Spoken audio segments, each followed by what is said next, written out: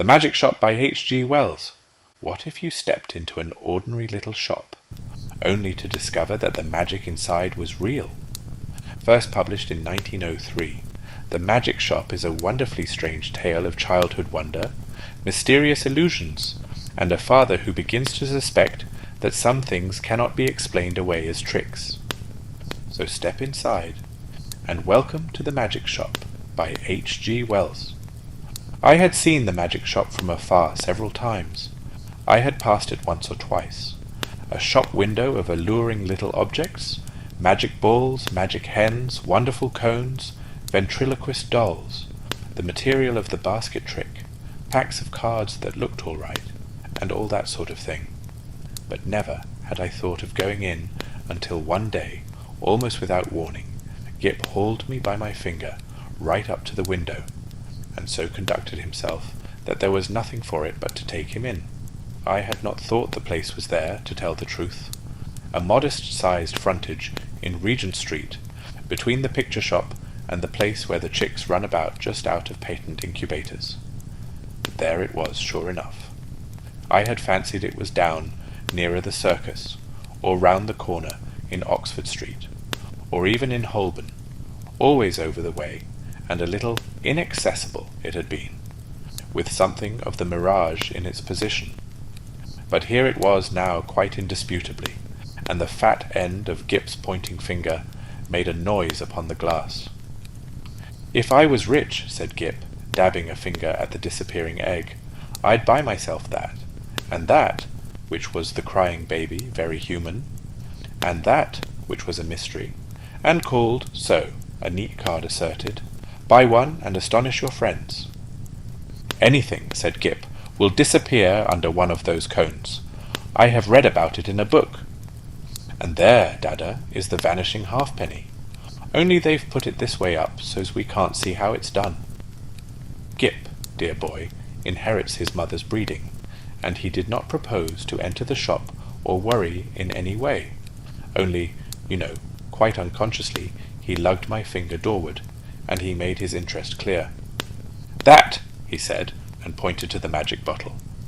"If you had that," I said, at which promising inquiry he looked up with a sudden radiance. "I could show it to Jessie," he said, thoughtful as ever of others. "It's less than 100 days to your birthday, Gibbles," I said, and laid my hand on the door-handle. Gip made no answer, but his grip tightened on my finger, and so we came into the shop. It was no common shop, this. It was a magic shop, and all the prancing precedence Gip would have taken in the matter of mere toys was wanting. He left the burthen of the conversation to me. It was a little, narrow shop, not very well lit, and the doorbell pinged again, with a plaintive note, as we closed it behind us. For a moment or so, we were alone and could glance about us. There was a tiger, in papier-mâché, on the glass case that covered the low counter, a grave, kind-eyed tiger that waggled his head in a methodical manner.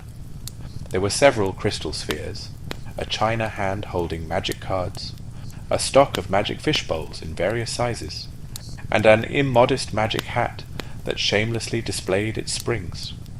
On the floor were magic mirrors, one to draw you out long and thin, one to swell your head and vanish your legs, and one to make you short and fat like a draught. And while we were laughing at these, the shopman, as I suppose, came in. At any rate, there he was behind the counter, a curious, sallow, dark man, with one ear larger than the other, and a chin like the toe-cap of a boot. "What can we have the pleasure?" he said, spreading his long magic fingers on the glass case. And so with a start we were aware of him. "I want," I said, "to buy my little boy a few simple tricks." "Legerdemain?" he asked. "Mechanical, domestic?" "Anything amusing," said I. Said the shopman, and scratched his head for a moment as if thinking. Then, quite distinctly, he drew from his head a glass ball. "Something in this way?" he said, and held it out. The action was unexpected. I had seen the trick done at entertainments endless times before. It's part of the common stock of conjurers, but I had not expected it here. "That's good," I said with a laugh. "Isn't it?" said the shopman. Gip stretched out his disengaged hand to take this object, and found merely a blank palm. "It's in your pocket," said the shopman, and there it was. "How much will that be?" I asked. "We make no charge for glass balls," said the shopman politely.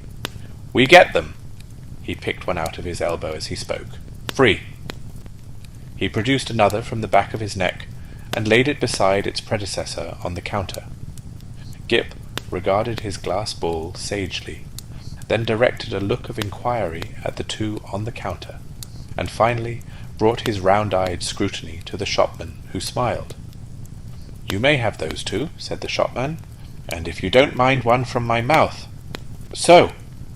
Gip counselled me mutely for a moment, and then, in a profound silence, put away the 4 balls, resumed my reassuring finger, and nerved himself for the next event. "We get all our smaller tricks in that way," the shopman remarked.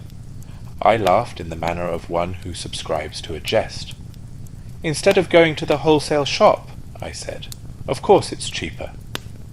"In a way," the shopman said. "Though we pay in the end, but not so heavily as people suppose. Our larger tricks, and our daily provisions and all the other things we want, we get out of that hat. And you know, sir, if you'll excuse my saying it, there isn't a wholesale shop, not for genuine magic goods, sir. I don't know if you noticed our inscription. The Genuine Magic Shop." He drew a business card from his cheek and handed it to me. "Genuine," he said with his finger on the word, and added, "There is absolutely no deception, sir." He seemed to be carrying out the joke pretty thoroughly, I thought. He turned to Gip with a smile of remarkable affability. "You know, are the right sort of boy." I was surprised at his knowing that, because in the interests of discipline, we keep it rather a secret even at home. But Gip received it in unflinching silence, keeping a steadfast eye on him. "It's only the right sort of boy gets through that doorway." And, as if by way of illustration, there came a rattling at the door, and a squeaking little voice could be faintly heard. "Nya! I warna go in there, Dada! I warna go in there! Nya-ah-ah!" And then the accents of a downtrodden parent, urging consolations and propitiations. "It's locked, Edward," he said. "But it isn't," said I. "It is, sir," said the shopman, "always, for that sort of child." And as he spoke, we had a glimpse of the other youngster, a little white face, pallid from sweet eating and over-sapid food, and distorted by evil passions, a ruthless little egotist, pawing at the enchanted pain. "It's no good, sir," said the shopman, as I moved with my natural helpfulness doorward, and presently the spoilt child was carried off howling. "How do you manage that?" I said, breathing a little more freely. "Magic!" said the shopman, with a careless wave of the hand, and behold, sparks of coloured fire flew out of his fingers and vanished into the shadows of the shop. "You were saying," he said, addressing himself to Gip, "before you came in, that you would like one of our buy one and astonish your friends' boxes." Gip, after a gallant effort, said, "Yes." "It's in your pocket." And leaning over the counter, he really had an extraordinary long body. This amazing person produced the article in the customary conjurer's manner. "Paper," he said, and took a sheet out of the empty hat with the springs. "String." And behold, his mouth was a string box, from which he drew an unending thread, which when he had tied his parcel he bit off, and it seemed to me swallowed the ball of string. And then he lit a candle at the nose of one of the ventriloquist's dummies, stuck one of his fingers, which had become sealing-wax red, into the flame, and so sealed the parcel. Then there was the disappearing egg, he remarked, and produced one from within my coat breast, and packed it, and also the crying baby, very human. I handed each parcel to Gip as it was ready, and he clasped them to his chest. He said very little, but his eyes were eloquent. The clutch of his arms was eloquent. He was the playground of unspeakable emotions. These, you know, were real magics. Then, with a start, I discovered something moving about in my hat, something soft and jumpy. I whipped it off, and a ruffle pigeon, no doubt a Confederate, dropped out and ran on the counter, and went, I fancy, into a cardboard box behind the papier-mâché tiger. "Tut-toot!" said the shopman, dexterously relieving me of my headdress. "Careless bird, and, as I live, nesting!" He shook my hat and shook out into his extended hand 2 or 3 eggs, a large marble, a watch, about half a dozen of the inevitable glass balls, and then crumpled, crinkled paper, more and more and more, talking all the time of the way in which people neglect to brush their hats inside as well as out, politely of course, but with a certain personal application. All sorts of things accumulate, sir. Not you, of course, in particular. Nearly every customer. Astonishing what they carry about with them. The crumpled paper rose and billowed on the counter more and more and more, until he was nearly hidden from us, until he was altogether hidden, and still his voice went on and on. "We none of us know what the fair semblance of a human being may conceal, sir. Are we all then no better than brushed exteriors, whited sepulchres?" His voice stopped, exactly like when you hit a neighbour's gramophone with a well-aimed brick, the same instant silence, and the rustle of the paper stopped, and everything was still. "Have you done with my hat?" I said, after an interval. There was no answer. I stared at Gip, and Gip stared at me, and there were our distortions in the magic mirrors, looking very rum and grave and quiet. "I think we'll go now," I said. "Will you tell me how much all this comes to?" "I say," I said, on a rather louder note, "I want the bill, and my hat, please." It might have been a sniff from behind the paper pile. "Let's look behind the counter, Gip," I said. "He's making fun of us." I led Gip round the head-wagging tiger, and what do you think there was behind the counter? No one at all, only my hat on the floor, and a common conjurer's lop-eared white rabbit, lost in meditation, and looking as stupid and crumpled as only a conjurer's rabbit can do. I resumed my hat, and the rabbit lolloped a lollop or so out of my way. "Dada," said Gip in a guilty whisper. "What is it, Gip?" said I. "I do like this shop, Dada." "So should I said to myself, if the counter wouldn't suddenly extend itself to shut one off from the door. But I didn't call Gip's attention to that. "Pussy," he said with a hand out to the rabbit, as it came lolloping past us. "Pussy, do Gip a magic," and his eyes followed it as it squeezed through a door I had certainly not remarked a moment before. Then this door opened wider, and the man with one ear larger than the other appeared again. He was smiling still, but his eye met mine, with something between amusement and defiance. "You'd like to see our showroom, sir?" he said with an innocent suavity. Gip tugged my finger forward. I glanced at the counter and met the shopman's eye again. I was beginning to think the magic just a little too genuine. "We haven't very much time," I said. But somehow we were inside the showroom before I could finish that. "All goods of the same quality," said the shopman, rubbing his flexible hands together. "And that is the best. Nothing in the place that isn't genuine magic, and warranted thoroughly rum. Excuse me, sir." I felt him pull at something that clung to my coat sleeve, and then I saw he held a little wriggling red demon by the tail. The little creature bit and fought and tried to get at his hand, and in a moment he tossed it carelessly behind a counter. No doubt the thing was only an image of twisted india-rubber, but for the moment, and his gesture was exactly that, of a man who handles some petty biting bit of vermin. I glanced at Gip, but Gip was looking at a magic rocking horse. I was glad he hadn't seen the thing. I said in an undertone, and indicating Gip and the red demon with my eyes, "You haven't many things like that about, have you?" "None of ours. Probably brought it with you," said the shopman, also in an undertone, and with a more dazzling smile than ever. "Astonishing what people will carry about with them unawares." And then to Gip, "Do you see anything you fancy here?" There were many things that Gip fancied there. He turned to this astonishing tradesman with mingled confidence and respect. "Is that a magic sword?" he said. "A magic toy sword. It neither bends, breaks, nor cuts the fingers. It renders the bearer invincible in battle against anyone under 18. Half a crown to 7 and 6pence according to size. These panoplies on cards are for juvenile knights errant and very useful. Shield of safety, sandals of swiftness, helmet of invisibility." "Oh, Dada!" gasped Gip. I tried to find out what they cost, but the shopman did not heed me. He had got Gip now. He had got him away from my finger. He had embarked upon the exposition of all his confounded stock, and nothing was going to stop him.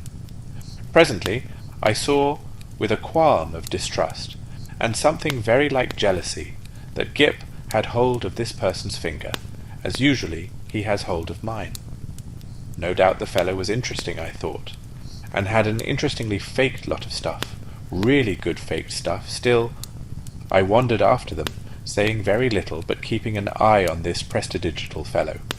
After all, Gip was enjoying it, and no doubt when the time came to go, we should be able to go quite easily.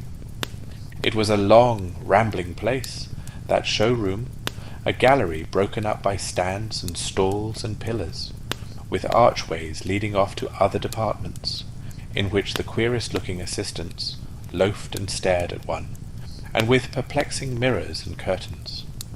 So perplexing indeed were these, that I was presently unable to make out the door by which we had come. The shopman showed Gip magic trains that ran without steam or clockwork, just as you set the signals, and then some very, very valuable boxes of soldiers that all came alive directly you took off the lid and said, "I myself haven't a very quick ear," and it was a tongue-twisting sound, but Gip, he has his mother's ear, got it in no time. "Bravo!" said the shopman, putting the men back into the box unceremoniously, and handing it to Gip. "Now," said the shopman, and in a moment Gip had made them all alive again. "You'll take that box?" asked the shopman. "We'll take that box," said I, "unless you charge its full value, in which case it would need a trust magnate." "Dear heart, no!" And the shopman swept the little men back again, shut the lid, waved the box in the air, and there it was, in brown paper, tied up, and with Gip's full name and address on the paper. The shopman laughed at my amazement. "This is the genuine magic," he said, "the real thing." "It's a little too genuine for my taste," I said again. After that he fell to showing Gip tricks, odd tricks, and still odder the way they were done. He explained them, he turned them inside out, and there was the dear little chap nodding his busy bit of a head in the sagest manner. I did not attend as well as I might. "Hey presto," said the magic shopman, and then would come the clear, small hey presto of the boy. But I was distracted by other things.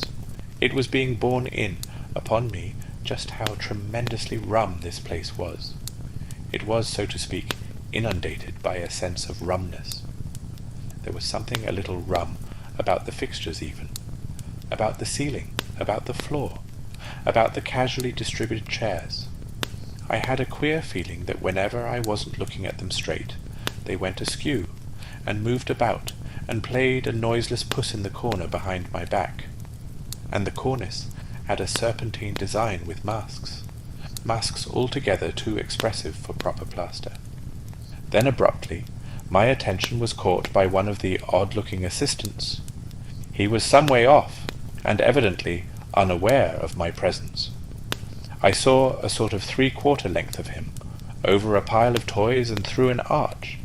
And he was leaning against a pillar, in an idle sort of way, doing the most horrid things with his features. The particular horrid thing he did was with his nose. He did it just as though he was idle, and wanted to amuse himself. First of all, it was a short, blobby nose, and then suddenly he shot it out like a telescope, and then out it flew and became thinner and thinner until it was like a long, red, flexible whip. Like a thing in a nightmare it was. He flourished it about and flung it forth as a fly-fisher flings his line. My instant thought was that Gip mustn't see him. I turned about, and there was Gip, quite preoccupied with the shopman, and thinking no evil. They were whispering together and looking at me. Gip was standing on a little stool, and the shopman was holding a sort of big drum in his hand. "Hide and seek, Dada!" cried Gip. "You're he!" And before I could do anything to prevent it, the shopman had clapped the big drum over him. I saw what was up directly. "Take that off!" I cried. "This instant! You'll frighten the boy. Take it off!" The shopman, with the unequal ears, did so without a word, and held the big cylinder towards me to show its emptiness. And the little stool was vacant. In that instant, my boy had utterly disappeared. You know perhaps that sinister something that comes like a hand out of the unseen and grips your heart about. You know it takes your common self away and leaves you tense and deliberate, neither slow nor hasty, neither angry nor afraid. So it was with me. I came up to this grinning shopman and kicked his stool aside. "Stop this folly," I said. "Where is my boy?" "You see," he said, still displaying the drum's interior, "there is no deception. Oh!" I put out my hand to grip him, and he eluded me by a dexterous movement. I snatched again, and he turned from me and pushed open a door to escape. "Stop!" I said, and he laughed, receding. I leapt after him into utter darkness. Thud. "Lor bless my 'eart, I didn't see you coming, sir." I was in Regent Street, and I had collided with a decent-looking working man. And a yard away, perhaps, and looking a little perplexed with himself, was Gip. There was some sort of apology, and then Gip had turned and come to me with a bright little smile, as though for a moment he had missed me. And he was carrying 4 parcels in his arm. He secured immediate possession of my finger. For the second I was rather at a loss.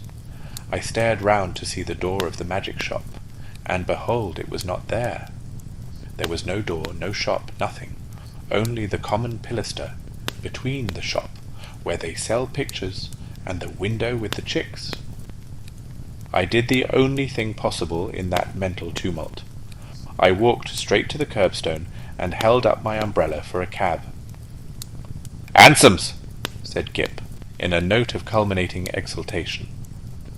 I helped him in, recalled my address with an effort, and got in also. Something unusual proclaimed itself in my tailcoat pocket, and I felt and discovered a glass ball. With a petulant expression, I flung it into the street. Gip said nothing. For a space, neither of us spoke. "Dada," said Gip at last, "that was a proper shop." I came round with that to the problem of just how the whole thing had seemed to him. He looked completely undamaged. So far, good. He was neither scared nor unhinged. He was simply tremendously satisfied with the afternoon's entertainment. And there in his arms were the 4 parcels. Confound it! What could be in them? I said. "Little boys can't go to shops like that every day." He received this with his usual stoicism, and for a moment I was sorry I was his father, and not his mother, and so couldn't suddenly, there coram publico, in our hansom, kiss him. After all, I thought, the thing wasn't so very bad, but it was only when we opened the parcels that I really began to be reassured.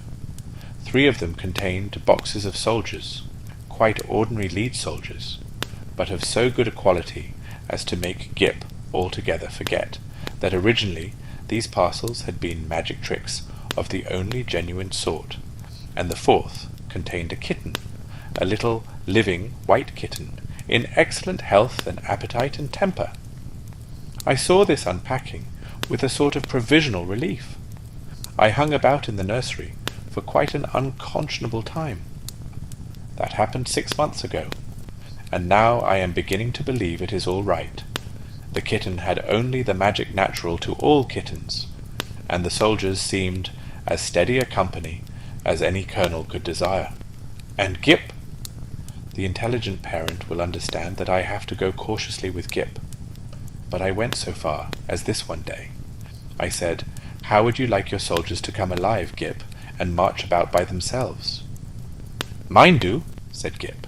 "I just have to say a word I know before I open the lid." "Then they march about alone?" "Oh, quite, Dada. I shouldn't like them if they didn't do that." I displayed no unbecoming surprise, and since then I have taken occasion to drop in upon him once or twice, unannounced, when the soldiers were about, but so far I have never discovered them performing in anything like a magical manner. It's so difficult to tell. There's also a question of finance. I have an incurable habit of paying bills. I have been up and down Regent Street several times looking for that shop.